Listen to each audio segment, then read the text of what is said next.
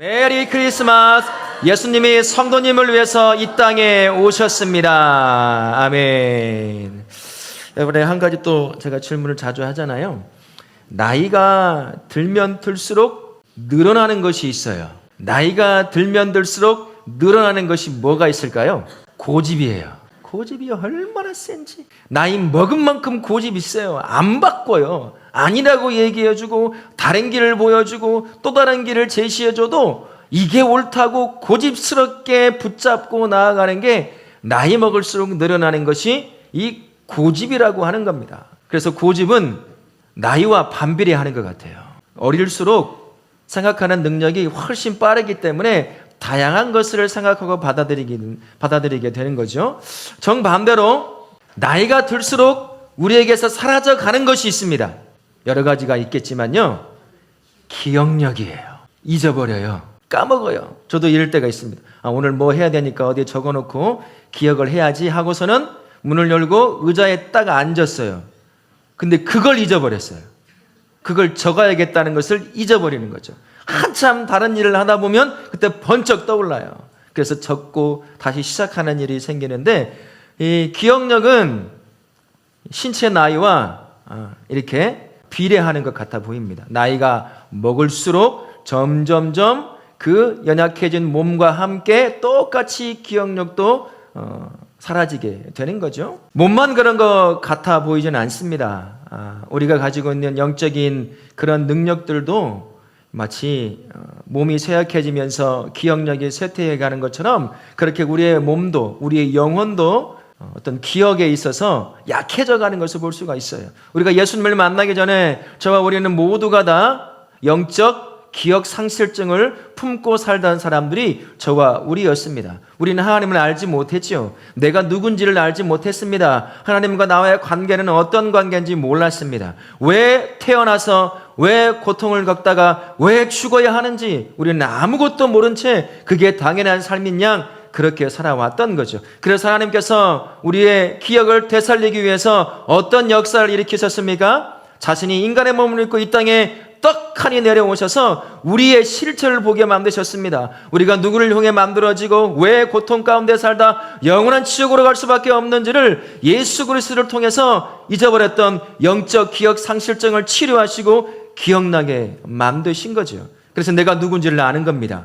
하나님이 어떠한 분인 것을 아는 것이고 내가 왜 구원받았는지를 알게 되는 거예요. 근데 문제는 성도가 기억 상실증에서 회복되었음에도 불구하고 여전히 영적인 질병을 갖고 있다라는 거예요. 잊어버리고 살다라는 겁니다.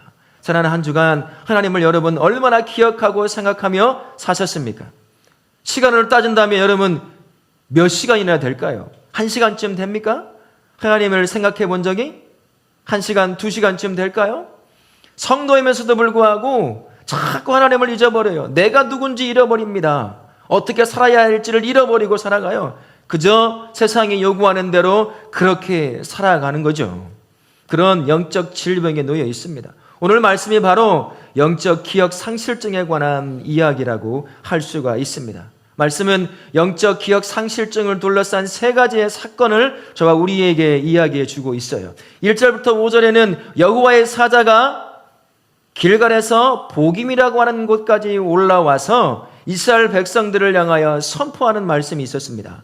언약의 하나님을 가르쳐 줍니다. 언약의 하나님이 이렇게 언약 가운데 한 번도 언약을 어김없이 지금 가나안 땅 이 지점까지 언약을 지키며 이끌어왔다. 그런데 너희는 지금 그 언약을 어기고 불순종하고 진멸해야 될 가나안 족속을 진멸하지 않은 채 너의 이득을 위해서 노동력으로 쓰고 있다라는 것을 가리키는 거죠. 그러면 사실은 말씀이 있어요. 남겨진 그들이 너의 옆구리에 가시 역할을 할 거야. 너를 넘어뜨리는 올무 역할을 할 거다. 그렇게 선포합니다. 그러고 나서 6절부터 10절까지죠. 6절부터 10절을 통해서 여호수아와 그의 세대를 이야기합니다.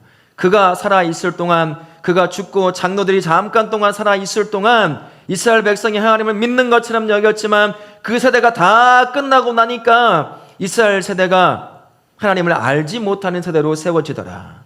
우상 숭배에 쩌들어 사는 그러한 민족으로 전락하더라라는 것을 가르쳐 줍니다. 그러면서 11절부터 23절까지를 통해서는 그 결과가 무엇인지, 하나님을 잃어버린 결과가 무엇인지, 언약의 하나님을 잊어버리고 기억 상실증에 빠져버린 결과가 무엇인지를 적나라하게 보여줘요.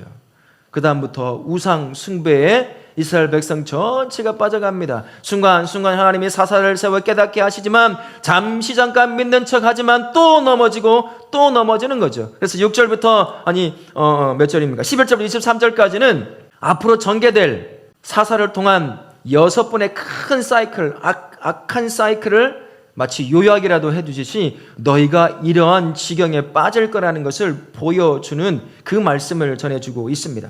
이 세 사건 이후에 이제 그렇게 두려워하던 불순종과 심판과 회개와 그 자비라고 하는 이 악한 사이클에 이스라엘 백성이 한 걸음 더 깊숙이 들어가게 됩니다. 이 세 사건은요, 그 사이클에 들어갈 수밖에 없는 원인과 결과를 너무나 잘 보여주는 말씀이라고 할 수가 있어요. 특히 여러분이 주목해 봐야 될 말씀이 1절에 나와 있는 독특한 표현이 하나가 있습니다. 여호와의 사자가 길갈에서 어디로 올라갔다고요? 보김이라고 하는 곳에 올라갑니다. 여러분, 길갈이 어느 곳일까요? 이스라엘 백성의 광야 생활을 정리하고 이제 가나안 땅을 정복하기 위해 넘어야 될 하나의 강이 있었습니다. 어떤 강일까요? 요단강이었습니다. 요단강은 우기철에는 굉장히 넓어지고 또 깊어지기도 하는 강이에요. 그렇다고 해서 홍해와 같은 그런 곳은 아니지만 그 강을 제사장들이 법궤를 메고 첫발을 딱 내디디다 그 요단강이 갈라지는 역사가 일어났습니다. 마치 홍해가 갈라지는 것처럼요. 그렇게 넘어와서 처음으로 정착한 그곳 이름이 길갈이라고 하는 지역이었어요. 임시적으로 정복을 위해 준비하고 예비하는 단계에 그곳이 바로 길갈이었다는 거죠. 그곳에서 중요한 예식 하나를 행합니다.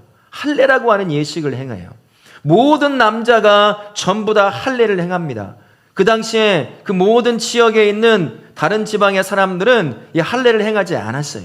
그래서 이스라엘 백성들만 독특한 예식 중에 하나입니다. 그것을 보고 이스라엘 백성임을 알아차리게 되는 거죠. 다른 말로 하면 이스라엘 백성의 정체성을 확인하는, 그리고 하나님 언약의 하나님과 다시 한번 가나안 땅을 향한 그 언약을 재확인하고 다시 언약을 맺는 그 자리가 길갈이라고 하는 자리예요. 근데 오늘 표현해 보면 어디에서 여호와의 사자가 올라왔다고 말을 합니까?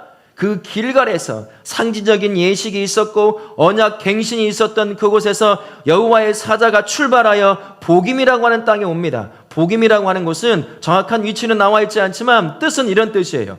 우는 자들이라는 뜻입니다. 보김에 이르러서 이스라엘 백성들 향해서 설교하듯이 하는 겁니다.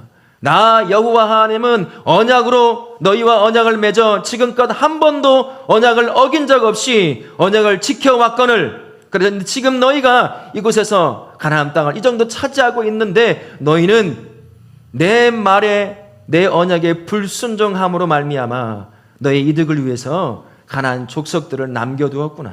이제 그 족속들이 너의 옆구리에 가시가 될 거고 너를 넘어뜨리는 올무가 될 거다라고 하는 그 말씀을 선포합니다. 왜 굳이 길갈에서 출발해서 복임이라고 하는 모든 자가 그 말을 듣고 울게 되는 그 자리에서 여호와의 사자가 이 중요한 말씀을 선포하고 있었을까요? 왜 그랬을까요? 이스라엘 백성들 안에 심각한 문제가 일어나고 있었던 겁니다. 하나님을 잊어버리는 세대가 계속 세워지고 있었던 거죠. 이 상태로 내버려 뒀다가는 완전히 하나님을 잃어버린 족속으로 세워지게 되니 하나님께서 언약을 갱신했던 그곳에서 상징적인 의미를 품고 길갈에서 떠나 복임으로 와서 다시 언약 백성으로서의 그 언약을 기억하라는 거예요.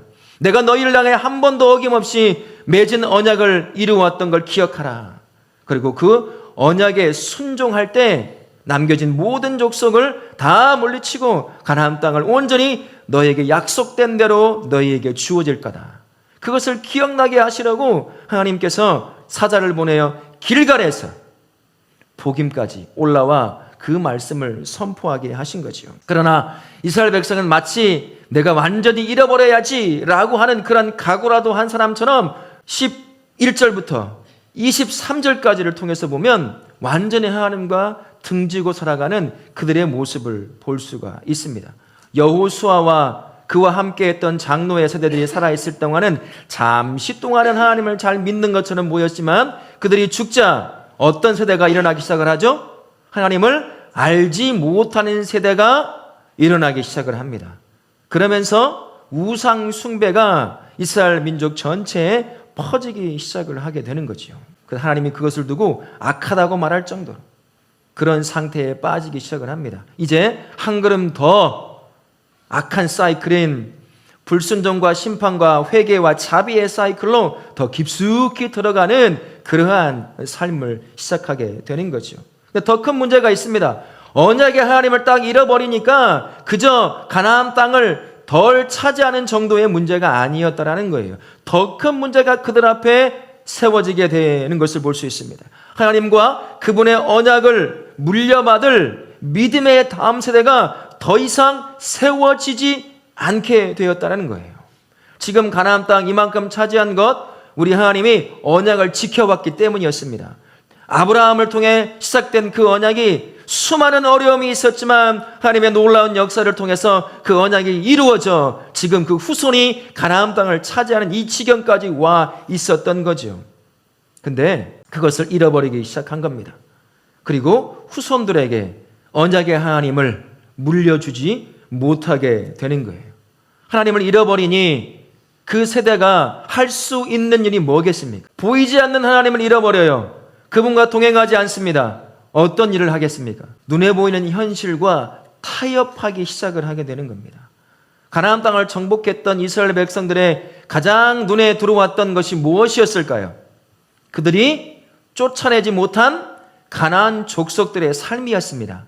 그들의 문화였고요. 그들의 풍습이었어요. 그리고 그들의 종교였습니다. 보이지 않는 하나님을 섬기던 이스라엘 백성이 그 하나님을 잃어버리니까 눈에 보이는 현실에 타협을 하고 그것을 자기 것으로 흡수하기 시작을 하는 거예요. 그들의 문화, 우상을 섬기는 문화, 아주 포악한 사람을 죽이는 그런 문화들도 다 흡수합니다. 사사기를 쭉 읽어가면 마지막쯤 보면요, 레위 사람이 자기 아내가 겁탈을 당해 문 앞에서 죽었어요. 그 아내를 여러분 어떻게 하는 줄 아세요? 12조각을 내서 12지파에 보내요. 누가요? 남편이 누구냐고요? 어떤 직분을 갖고 있냐고요? 레위인이에요. 가나안 족속의 문화와 삶과 종교를 흡수하니까 하나님이 원치 않는 삶으로 겉무늬는 이스라엘 백성이지만 그의 속들은 뭐가 되어 있던 거죠? 가나안 사람이 되어 있는 거예요. 하나님을 잊어버리는 세대가 세워지니까 그런 거죠. 20절에 이러한 세대를 향하여 이렇게 말씀해요. 그들의 조상들보다 더욱 타락했다고 이야기를 합니다. 불순종으로 하나님을 물려주지 못하니 믿음의 대가 끊기면서 그 대가 이젠 끊어지니 그 이스라엘 공동체 전체가 무너지기 시작하게 되는 거죠. 걷잡을 수 없이 이젠 불순종과 심판과 회개와 자비라고 하는 이 악한 사이클에 한 걸음 더 깊이 들어가 거기에서 벗어나지 못할 것 같은 그러한 인생을 살게 되는 겁니다. 부모의 불순종이요, 부모 세대의 불순종이 결국엔 하나님을 잊어버리게 만드는 거죠. 결국에는 그 공동체 전체가 무너지는 그러한 일을 겪게 되는 것입니다. 우리 하나님께서 오늘 이 말씀을 우리 성도들과 저야 우리 교회를 향하여 하시는 말씀이 무엇이겠습니까? 먼저 믿는 부모 세대의 불순종은 부모 자신뿐만 아니라 자식들조차도 하나님을 잊어버리게 만든다는 것입니다.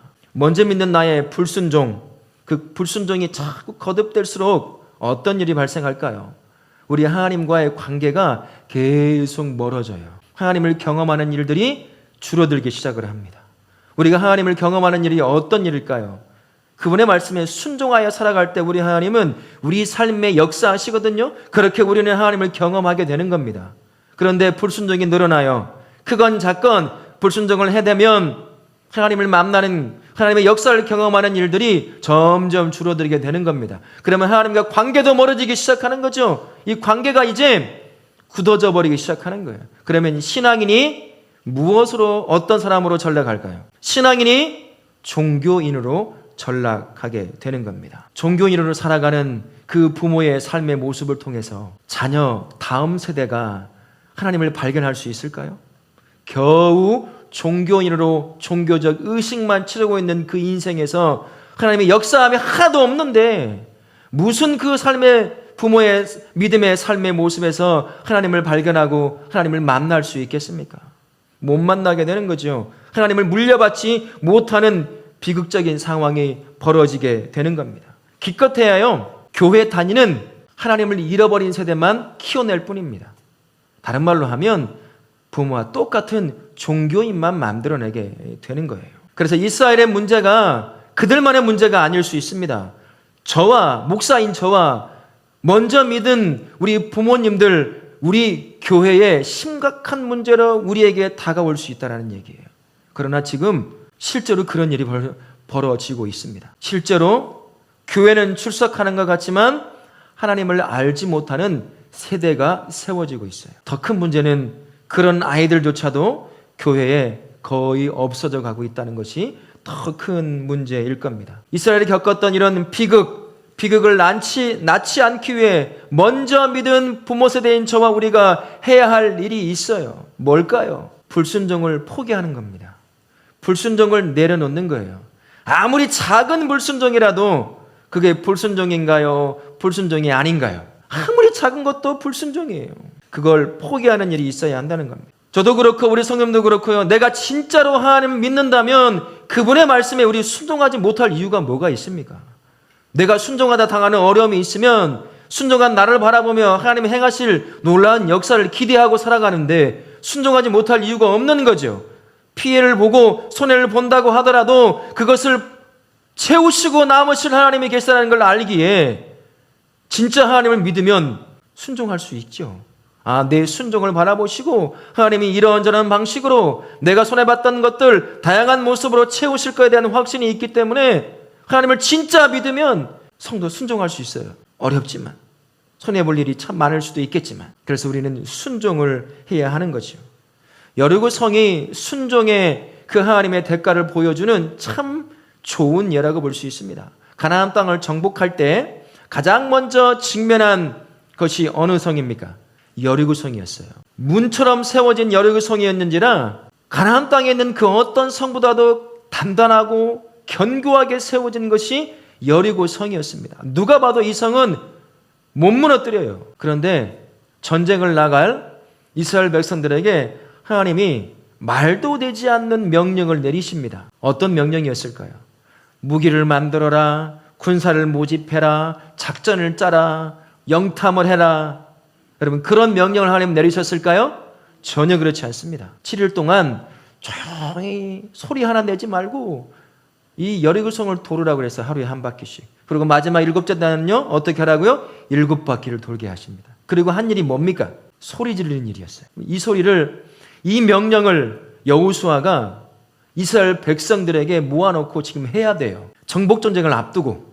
근데 거대한 성이 있고 그 성을 쌓은 백성은 용사들만 모여 있어요. 그런데 그 앞에서 하나님의 명령이라고 순종해야 될 것을 이야기합니다. 야, 7일 동안 이제 우리가 할 일이 있는데 하나님이 저 성 앞을 7바퀴 도르란다. 하루에 한 바퀴씩. 그리고 7째 날은 7바퀴를 말도 하지 말고 도르래. 이 말을 전해야 되는 여호수아, 이 말을 들어야 되는 이스라엘 백성들, 그 마음이 어땠을까요? 순종하고 싶은 마음이 있을까요? 성 근처를 돌아야 돼요. 활이 날아오고 돌이 날아오고 다 죽을 수도 있습니다. 말도 되지 않는 그 명령을 하나님이 내리신 거예요. 여호수아의 입을 통해서. 여호수아가 얼마나 진땀이 났을까요? 저처럼 지금 설득시키니라고, 하나님의 명령이라고, 순종해야 된다고. 근데 이스라엘 백성들이 이 안에서 올라오는 두려움, 염려, 걱정을 짓누르고 여호수아의 입을 통해 전해진 하나님의 말씀을, 그 명령을 듣고 7일간 똑같이 행합니다. 그리고 소리 지르죠. 넘어질 것 같지 않았던 불가능한 여리고성이 와르르 무너지게 되는 겁니다. 피 한 방울 흘리지 않고 가장 견고한 성을 무너뜨리고 가나안 땅을 정복하기 시작을 하는 거죠. 순종함이 이러한 능력을 가지고 있는 거예요. 말도 되지 않는 그 일을 하나님이 명령하셨는데 그 명령을 쫓아 이 안에서 올라오는 수많은 불신과 불순종하고 싶은 것들을 짓누르고 두렵지만 그 명령에 순종하여 나아가니 그 위험을 감수한 대가, 그 이상의 것을 그의 인생에, 그 민족에게 부어주게 되는 거지요. 이게 순종의 능력입니다. 순종은 순종하는 자로 하여금 살아계신 하나님을 경험하게 만드는 거예요. 야, 말도 되지 않는 하나님의 명령에 순종하니 절대로 통과할 수 없을 법한 그 여리고성을 무너뜨리고 우리가 가나안 땅을 정복할 수 있구나. 이 살아계신 하나님을 경험하게 되는 거죠. 그러니 그 믿음이 어떻겠습니까? 어떤 상황에 놓여도 흔들리지 않는 믿음으로 순종하며 나아갈 수 있는 그러한 세대가 세워지게 되는 거죠. 이렇게 순종할 때 믿음의 대가 끊어지는 그 비극을 막을 수가 있습니다. 그리고 우리의 믿음을 물려받는 다음 세대를 세워낼 수가 있게 되는 겁니다. 수많은 삶을 압도할 만큼 생기는 문제들이 있어요. 감당할 수 없는 슬픔을 당할 때도 있습니다. 하나님이 그럴 때 순종하라고 그래요. 포기하라고 그래요. 포기하고 싶지 않고 한 걸음 나아가고 싶지 않은 그러한 상황에 우리가 놓일 수도 있습니다. 너무나 삶의 문제가 압도적이어서 말이죠. 거대한 여리고 성처럼 어떻게 처성을 무너뜨릴 수 있을까라고 하는 그러한 삶의 문제가 닥쳐옴에도 불구하고 순종하며 그 문제를 돌파하는 그 엄마 아빠를 본다고 한다면 우리 아이들 무엇을 느낄까요? 무엇을 만나게 될까요? 순종할 수 없는 그 상황에 순종함으로 나아가는 그 삶을 향해 처음에는 하나님이 살아계시면 그렇게 해야겠습니까? 하나님이 없으니까 이러는 거죠. 엄마 믿음 아무것도 아니에요. 아빠 믿음 소용없는 거예요. 처음엔 그런 말을 하겠죠. 그러나 부모가 묵묵히 하나님의 뜻을 쫓아 한 걸음 한 걸음 순종의 걸음을 걸어가면 그 인생의 역사에서는 하나님이 보여지기 시작을 합니다. 되돌아보면요. 무식하고 못나고 어리석어 보이는 그 순종의 삶이 어느 순간 자녀의 눈에, 자녀의 마음에 살아계신 하나님을 경험하게 되는 통로가 되는 거지요. 부모의 작은 순종, 때로는 큰 순종이 자녀로 하여금 하나님을 보게 만듭니다. 한 걸음 더 가까이 하나님 앞에 나오게 만드는 거죠. 하나님을 더 알고 싶게 만드는 겁니다. 결국에는요, 대부분요, 하나님을 향한 열정을 가지고 순종하는 그런 삶을 사는 자녀들, 그런 부모를 둔 자녀들은요, 잠시 방황은 할 때가 있어요. 그러나 결국은 하나님을 찾습니다. 만나요. 그 머릿속에 우리 엄마의 삶의 역사였던 하나님이 기억나기 시작하는 거예요. 우리 아빠의 삶의 역사였던 그 하나님이 기억나기 시작하는 거죠.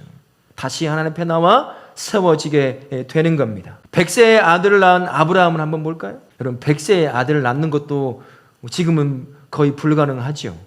100세에 낳았으니 아들 이삭이 얼마나 예쁘겠습니까? 손주만 얻어도 여러분 어때요? 눈에 넣어도 안 아플 정도도, 물론 눈에 넣으면 아프긴 하죠.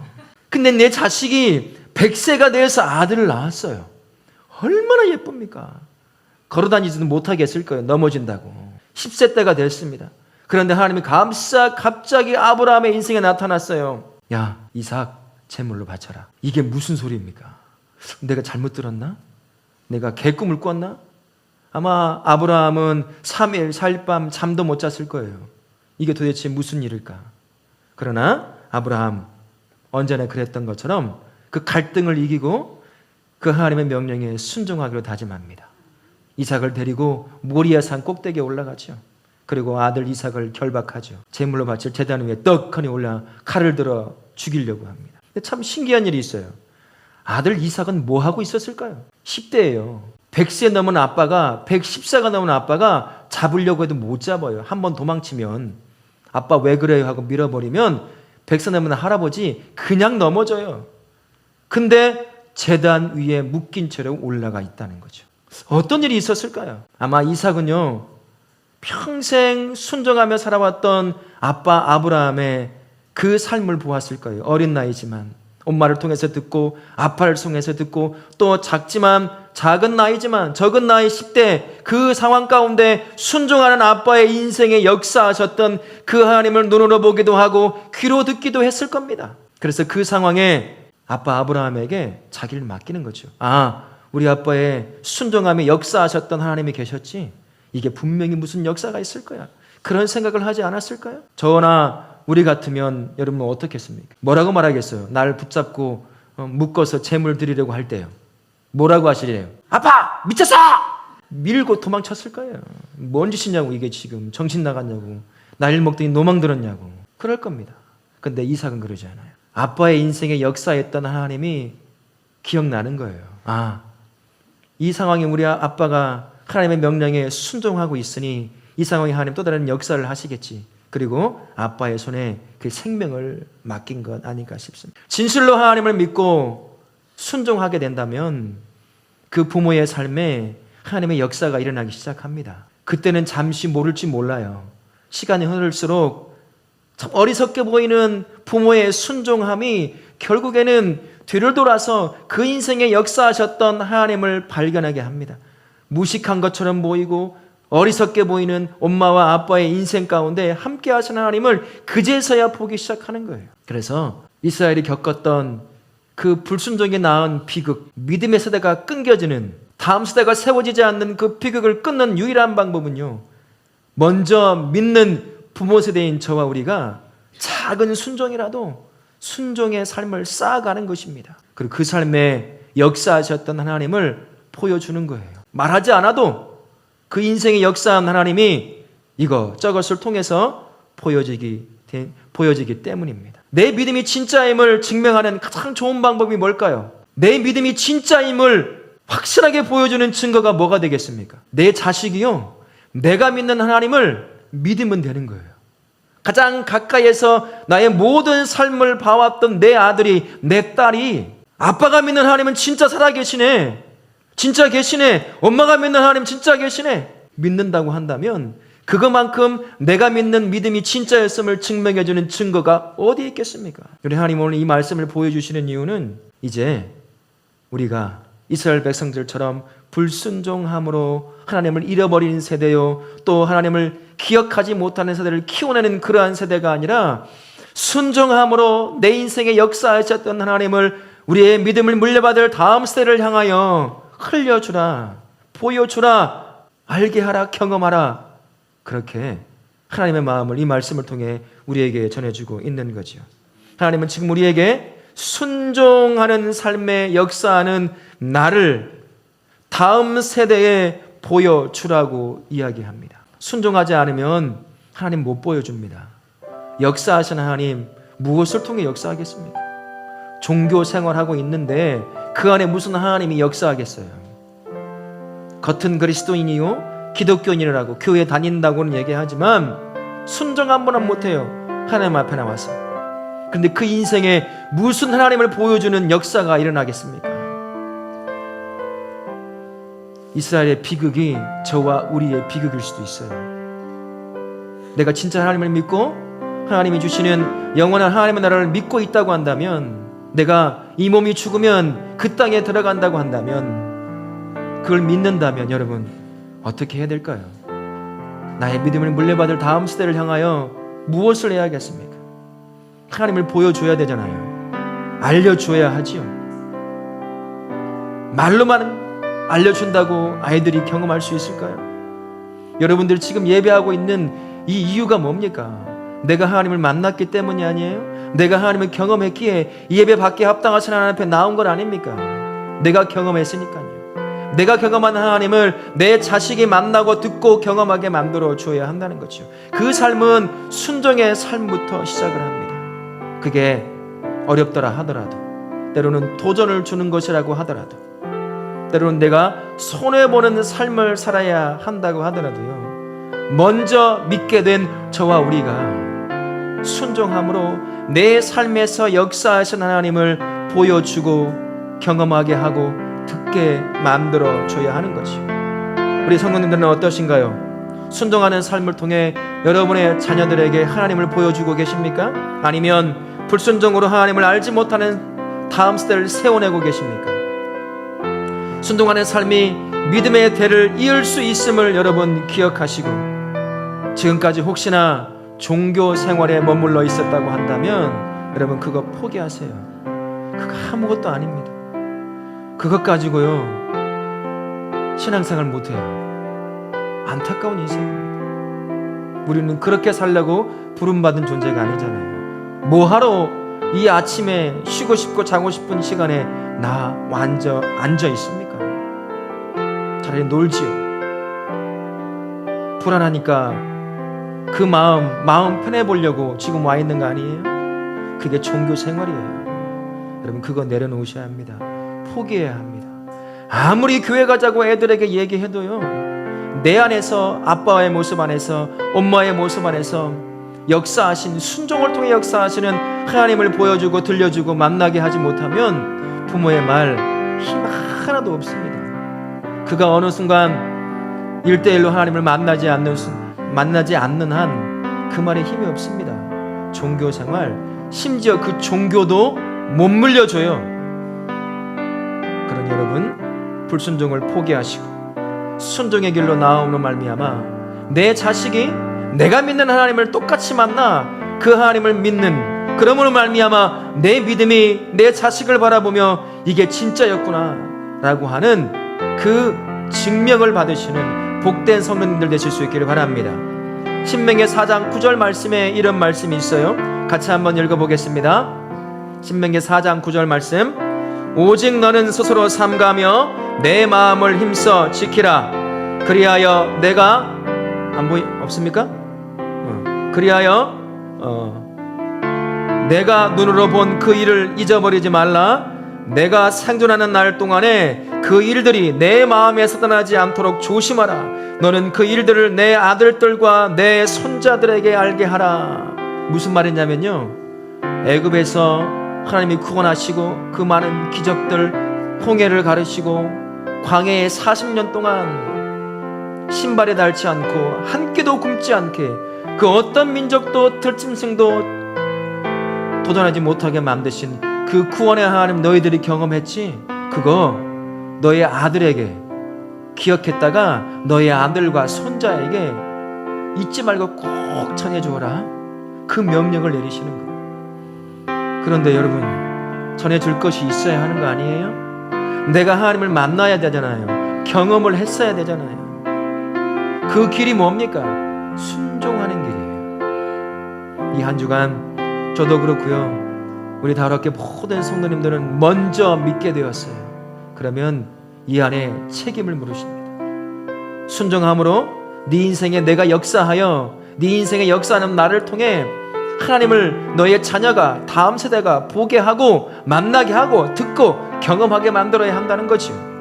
이 한 주간 다락교 모든 성도님들, 저도 그렇고요, 순종하는 그 삶에 역사하시는 그 하나님을 우리 자녀들에게 물려주기 위해 여러분, 순종의 삶으로 나아가심으로 말미암아 우리에게 맡겨진 다음 세대 아이들에게 하나님을 물려주는 복된 성도님 되실 수 있기를 예수님의 이름으로 축원합니다. 아멘.